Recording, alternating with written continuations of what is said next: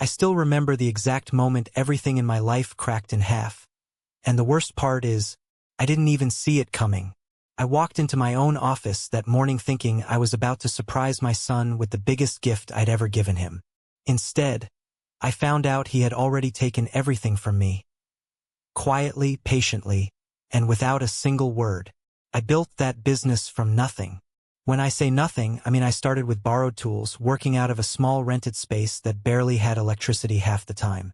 There were nights I slept on the floor just so I wouldn't miss early deliveries in the morning.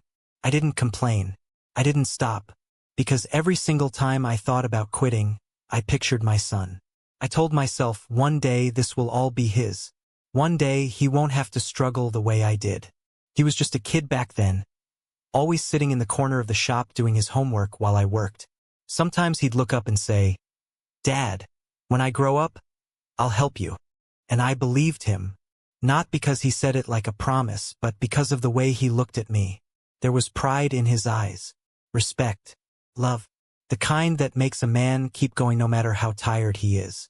As he got older, I made sure he never felt the weight I carried. I paid for the best education I could afford, even when it meant skipping meals or delaying payments. I didn't want him to grow up thinking life was about survival. I wanted him to have choices. I wanted him to be better than me. When he finally joined the business, I thought that was the beginning of something beautiful. I started slowly stepping back, letting him handle meetings, decisions, even finances. People around me would say, "You're trusting him too much." Ide just smila. "That's my son," I'd say. "If I can't trust him, who can I trust?" First, everything seemed perfect. The business started growing faster than ever. New clients, bigger deals, more money coming in. I was proud of him. Every success felt like. And just like that, everything I built, everything I worked for my entire life was no longer mine. I remember asking him why. Not angrily, not even loudly, just why. He looked at me and said something I'll never forget. He said, "Because I didn't want to wait for you to give it to me. I wanted to take control of my own life." In that moment, I realized something even more painful than losing the business. I had lost my son long before that day. I just didn't see it. I walked out of that office with nothing but the papers I had planned to give him. They felt heavier than anything I had ever carried. I went home and sat in silence for hours, replaying every memory, every moment, trying to figure out where it all went wrong. Days turned into weeks. People started calling me, asking what happened. Some already knew. News spreads fast when money is involved. But no one knew the real story. No one knew that the biggest loss wasn't financial. It was personal. For a long time, I blamed myself. Maybe I trusted too much. Maybe I gave too much without setting boundaries. Maybe I built a life where he never understood the value of what he was receiving. But slowly, something inside me changed. I realized that losing everything also meant I had nothing left to fear. I had already hit rock bottom. And I had been there before. The difference this time was, I had experience. I had knowledge. And I had nothing holding me back. So I started again. Not for him. Not for anyone else. But for myself. It wasn't easy. Starting over at my age, with people doubting you, with resources limited, with your own confidence shaken. It tests you in ways you can't explain. But this time, I built things differently. I paid attention. I asked questions. I protected what was mine.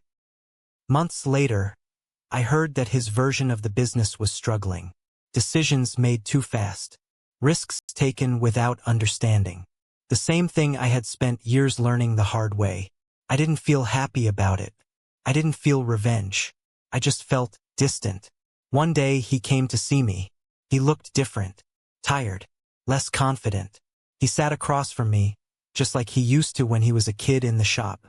For a moment, I saw that same boy again. He didn't apologize right away. He just said, "I thought I knew everything." I didn't interrupt him. I let him speak.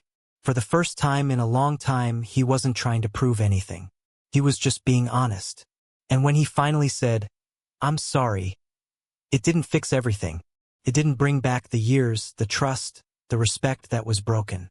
But it meant something. I told him something simple. I said, You didn't just take a business from me. You took the one thing I gave you without expecting anything back, trust. He lowered his head, and in that silence I think he understood. I didn't take anything back from him. I didn't fight him. I didn't try to reclaim what was lost, a victory for both of us. But there were small things I ignored, little changes in his behavior. He stopped asking for advice, stopped including me in decisions. I told myself it was normal. He's becoming his own man, I thought. This is what I wanted. But then came the day everything changed. I had decided, without telling him, that I was going to officially transfer the business into his name. It was something I had been planning for years. I met with a lawyer, got all the documents ready. I wanted it to be a surprise, a reward, a moment he'd never forget. I walked into the office early that morning, holding those papers in my hand, already imagining the look on his face. But when I stepped inside, something felt off. The reception area was different. New staff I didn't recognize. They looked at me like I didn't belong there. I went straight to his office, but before I could knock, I heard voices inside. My son. And someone else. They were talking about shares, ownership, control. Words that didn't make sense at first. Then I heard my name. He doesn't know anything, my son said calmly. Everything is already under my control. By the time he realizes it, it'll be too late. I felt my hand go cold. I stood there frozen, trying to understand what I was hearing. I pushed the door open, and both of them looked at me like they'd seen a ghost. I asked him one simple question. What are you talking about? He didn't panic.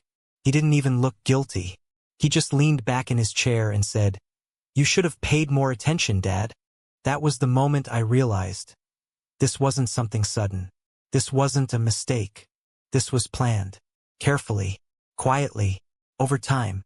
He had been transferring assets, changing documents, restructuring the business under new agreements I had signed without fully reading. Papers, he told me, were routine. Updates. Formalities. I trusted him, so I signed.